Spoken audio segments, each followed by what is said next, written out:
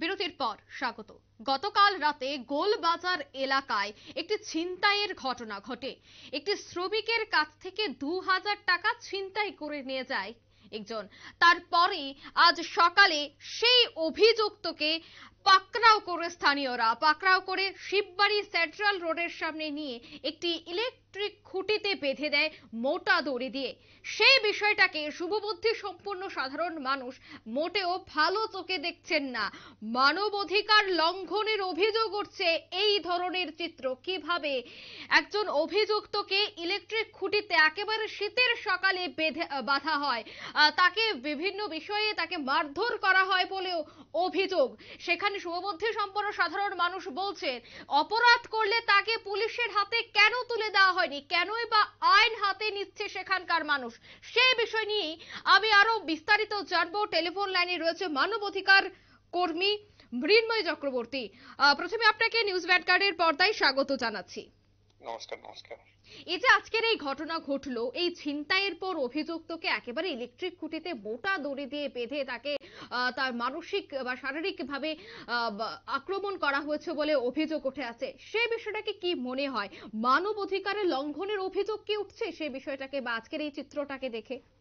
হ্যাঁ হ্যাঁ, এটা তো নিশ্চিত ভাবে যে এটা একটা নিন্দনীয় কাজ। মানবাধিকার লঙ্ঘন তো হয়েছেই, নিন্দনীয় কাজ। নিন্দা টানানোর ভাষাটা নেই।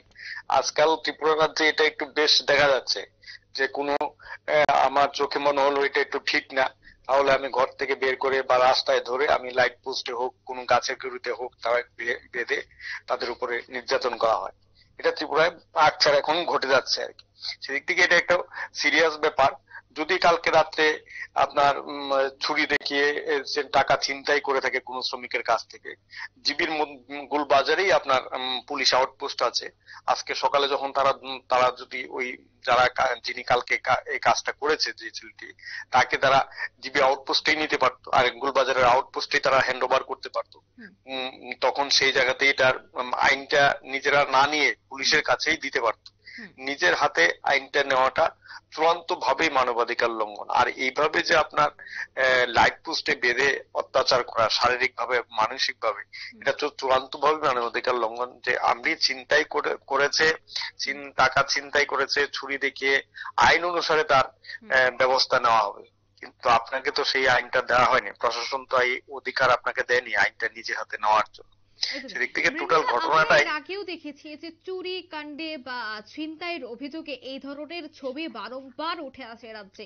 কিন্তু সেই জায়গায় কি মনে হয়, পুলিশ যদি এই বিষয়টিকে একেবারে গুরুত্ব সহকারে দেখতো বা যারা এই ঘটনাগুলি করছে বা যারা একেবারে আইন হাতে নিচ্ছে তাদের বিরুদ্ধে যদি কঠোর থেকে কঠোরতর ব্যবস্থা গ্রহণ করতো, তবে হয়তো বা এই ধরনের চিত্র আগামীতে দেখা যেত না। কি মনে হয়? হ্যাঁ হ্যাঁ, এটা স্বাভাবিক। পুলিশের যে যদি সক্রিয়তা থাকতো তাহলে মানুষ কেন নিজে হাতে আইনটা তুলে নেবে? পুলিশের সক্রিয়তাটাও তো একটা সমস্যা আছে এখানে। পুলিশ অতি সক্রিয়তা থাকে, কোনো কোনো ক্ষেত্রে পুলিশ অতি সক্রিয়, কোনো কোনো ক্ষেত্রে পুলিশ নিষ্ক্রিয় ভূমিকা রাখে। পুলিশের এটা গুলবাজারের মধ্যে, যদি গুলবাজারের মধ্যেই তো আপনার পুলিশ আউটপোস্টটা আছে, পুলিশ কি করে পুলিশ নিরাপত্তা দিতে পারে না? পুলিশের কাছে তো নিরাপত্তার দায়িত্বই থাকে, কিন্তু সেটা করতে পারে না। পুলিশের উপর ভরসা নেই বলেই মানুষ কিন্তু নিজের হাতে আইনটা তুলে নেয়। মানুষ নিজের হাতে আইনটা তুলে নেয়। আমি তার জন্যই বললাম, সারা ত্রিপুরা রাজ্যে ইদানিং কালে এই ধরনের ঘটনা আপনি খেয়াল করে দেখুন। আমরা সাধারণভাবে দেখি টাটা কালীবাড়ি, চন্দ্রপুরের টাটা কালীবাড়িতে এই ধরনের একটা ঘটনা ঘটেছিল বিগত সরকারের আমলে। তারপর আবার দেখুন কৈলাসহরের এই ধরনের একটা ঘটনা ঘটেছে। ইদানিং কালে বেশ কিছু ঘটনা এই ধরনের ঘটে যাচ্ছে। মানুষ পুলিশের কাছে আর এখন যাচ্ছে না, নিজেরাই আইনটা হাতে তুলে নিয়ে যাচ্ছে। সেটা পুলিশকে আরো সক্রিয় হতে হবে। পুলিশ এই ধরনের ঘটনা যদি উপযুক্ত পদক্ষেপ নেয়, যারা এই ধরনের ঘটনার সাথে যুক্ত তাদের বিরুদ্ধে যদি মামলা নেয়, সদপ্রণীত মামলা নেয়, তাহলে স্বাভাবিক কারণে এই ধরনের ঘটনা ভবিষ্যতে ঘটার ক্ষেত্রে অনেক বেশি হ্রাস থাকবে, কম ঘটবে, সেটা নিশ্চিত। ধন্যবাদ মৃন্ময়। হ্যাঁ, আমরা চোরকে প্রশ্রয় দিচ্ছি না, কিন্তু এই যে ঘটনা একেবারে শাস্তি দিচ্ছে স্থানীয়রা, সেই বিষয়টাকে কিন্তু সেই বিষয়টা অপরাধ বলে মনে হচ্ছে। তাই এই বিষয়ের ঘটনা যেন আগামী দিনে না ঘটে, তাই কিন্তু মনে করছে শুভবুদ্ধি সম্পন্ন সাধারণ মানুষ। নিয়ে নিচে ছোট্ট একটি বিজ্ঞাপন বিরতির সঙ্গে থাকুন।